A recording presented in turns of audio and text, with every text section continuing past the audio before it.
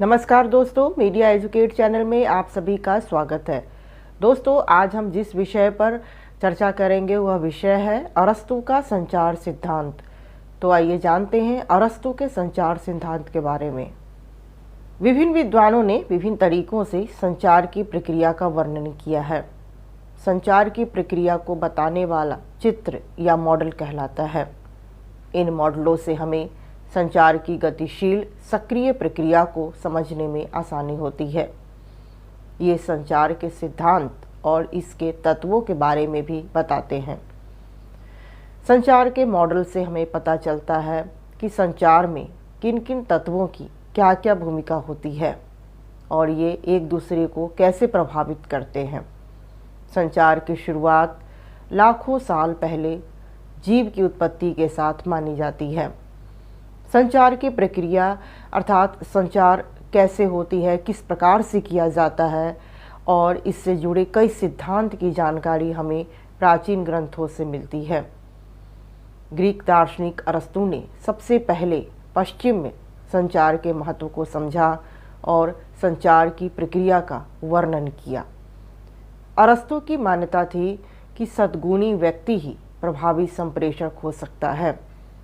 उस समय संचार प्रक्रिया पाश्चात्य में प्राथमिक अवस्था में थी, इसलिए सामाजिक व्यवहार प्रक्रिया ही संचार के आधार के रूप में मान्य थी। इसी आधार पर संचार की व्याख्या की जाती थी। इन्होंने अपनी किताब रेटोरिक में संचार की प्रक्रिया के बारे में बताया। रेटोरिक का हिंदी में अर्थ होता है भाषण देने की कला।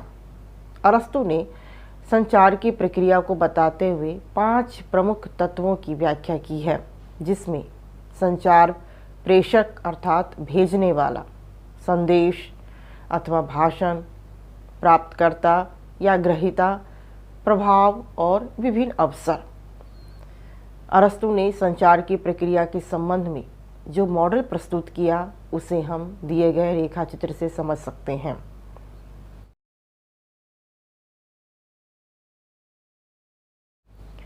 अरस्तू के अनुसार संचार की प्रक्रिया एक रेखीय है।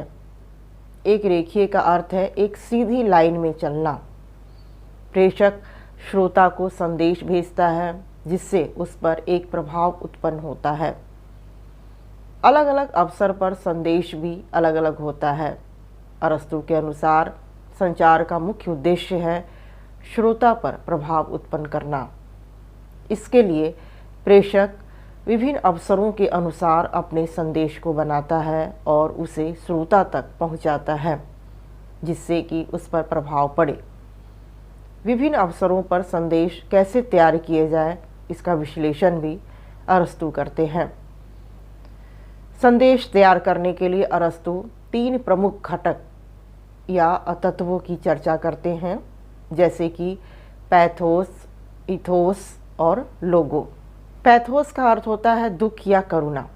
अरस्तू के अनुसार यदि संदेश इस तरह से तैयार किए जाए जिससे श्रोता के मन में दुख के भाव उत्पन्न हो जाए तो श्रोता के मस्तिष्क पर प्रभाव डाला जा सकता है।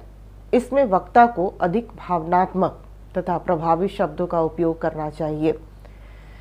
प्रेषक अथवा जो वक्ता है वह अवसर के अनुरूप अपने संदेश का निर्माण करता है जिससे कि श्रोता पर प्रभाव उत्पन्न किया जा सके। इस प्रक्रिया के द्वारा वक्ता श्रोता में सहानुभूति का भाव जो है वह पैदा करता है। इथोस का अर्थ होता है विश्वसनीयता। वक्ता की विश्वसनीयता श्रोता में प्रबल भाव उत्पन्न करती है। विश्वसनीयता को लंबे समय में हासिल किया जाता है। इसके लिए प्रेषक को अपने आचार व्यवहार में इस तरह से परिवर्तन लाता है जिससे कि सामान्य लोगों का विश्वास जो है वो उस पर मजबूत हो सके।